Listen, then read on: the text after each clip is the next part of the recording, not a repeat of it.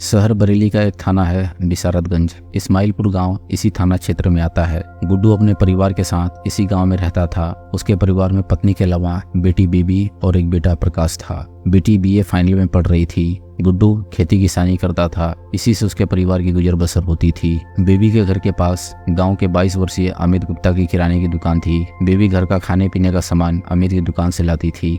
इसी आने जाने में वह मन ही मन अमित को पसंद करने लगी थी, लेकिन उसने अपने मन की बात अमित पर जाहिर नहीं होने दी थी। अमित के पिता राम कुमार का कई साल पहले निधन हो गया था। माँ अभी भी थी। भाई बहनों से उसका परिवार भरा पूरा था।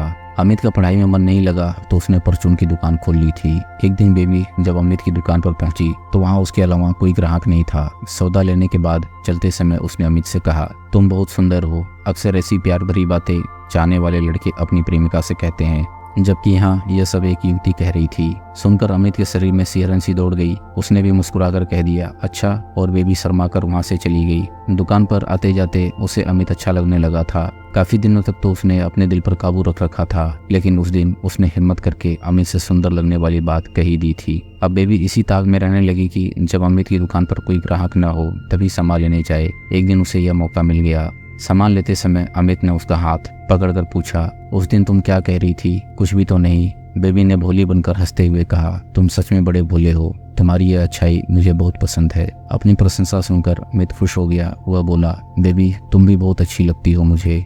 जब भी तुम आती हो मेरे दिल की धड़कनें बढ़ जाती हैं। अच्छा, इतना कहकर बेबी मुस्कुराती हुई वहां से चली गई। बेबी और अमित करीब करीब हम उम्र थे। दोनों के बीच बातचीत का दायरा बढ़ता गया और नई दिक्कतें सिमटती गई। अमित जब भी बेबी को देखता खुशी के मारे उसका दिल बाग बाग हो उठता। बेबी भी अमित को देखकर खुश हो जाती थी। धीरे धीरे दोनों का प्यार परवान चढ़ने लगा। जब तक दोनों एक दूसरे को देख नहीं लेते दिलों को चैन नहीं मिलता था। दोनों के इस प्रेम प्रसंग की किसी को कानों कान खबर नहीं लगी, यहाँ तक कि उनके घर वालों तक को भी नहीं। बाद में दोनों दुकान के अलावा चोरी छिपे भी मिलने लगे। हालांकि दोनों की जाति अलग अलग थी, इसके बावजूद उन्होंने शादी का फैसला कर लिया था। एक बार बेबी ने अमित से पूछ लिया, अमित वैसे तो मैं जात पात में विश्वास नहीं करती, पर समाज से डरकर तुम मुझे कहीं भूल तो नहीं जाओगे? इस पर अमित ने उसके होंठों पर हाथ रखकर चुप कराते हुए कहा, बेबी अगर हमारा प्यार सच्चा है तो चाहे कितनी भी बाधाएं आ जाए हम जुदा नहीं होंगे। दोनों ने फैसला किया कि एक दूसरे के लिए ही जिएंगे। आखिर किसी तरह बेबी के घर वालों को पता चली गया कि उनकी बेटी का गांव के ही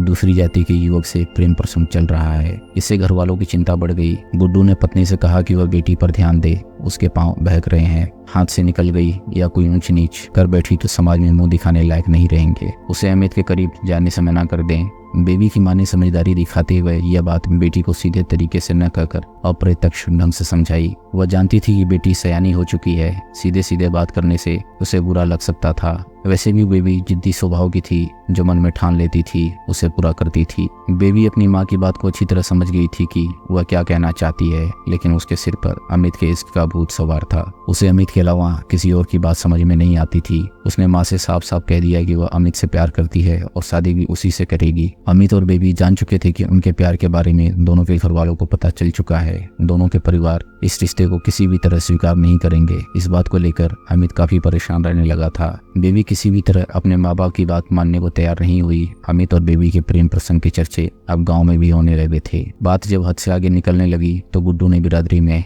होने वाली बदनामी से बचने के लिए अपने चचेरे भाई से इस संबंध में बात की।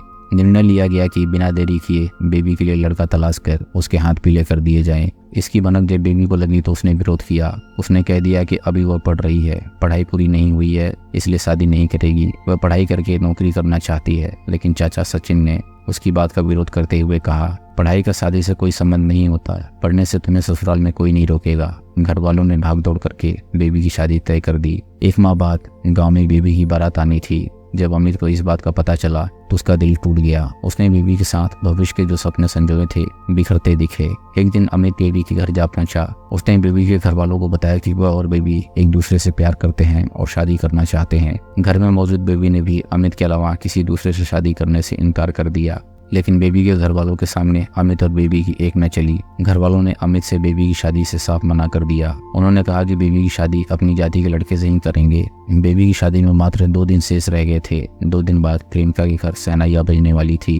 अमित को कुछ सूझ नहीं रहा था। उसकी हालत पागलों जैसी हो गई थी। अमित की दुकान भी कई दिनों से बंद थी। उसका मन बेबी में अटका हुआ था। वह किसी तरह एक बार बेबी से मिलकर दिल की बात कहना चाहता था, लेकिन बेबी पर उसके घर वालों का कड़ा पहरा था। बेबी के परिवार में खुशियों का माहौल था। शादी की तैयारियों में घर वालों के साथ साथ रिश्तेदार व गांव के परिचित भी लगे हुए थे। एक सुबह 5 बजे बेबी अपनी बुआ, बहन और ताई के साथ खेतों की ओर निकली। आधे घंटे बाद बेबी खेत से लौट रही थी। वो अपने घर के दरवाजे के पास पहुंची, तभी अमित आ गया। उसने बेबी से साथ चलने को कहा, पर बेबी ने उसके साथ जाने से मना कर दिया। अमित ने अपने प्यार की दुहाई दी, लेकिन बेबी पर कोई असर नहीं हुआ। इससे अमित आपाक हो बैठा और साथ लाए तमंचे से बेबी के ऊपर फायर कर दिया। गोली बेबी की कमर पर बाह में लगी। वह चीखकर वहीं गिर पड़ी। बेबी को गोली मारने के बाद अमित तमंचा लहराता हुआ गाँव के बाहर भागा। कुछ देर बाद पता चला कि अमित ने बेबी के घर से लगभग 400 मीटर दूर ग्राम प्रधान के घर के पास खाली मैदान में खुद को गोली मार गई। दोस्तों, अगर आपको कहानी पसंद आ रही है तो वीडियो को लाइक करें और चैनल को सब्सक्राइब करें। हम ऐसी मजेदार कहानियां आपके लिए लाते रहेंगे।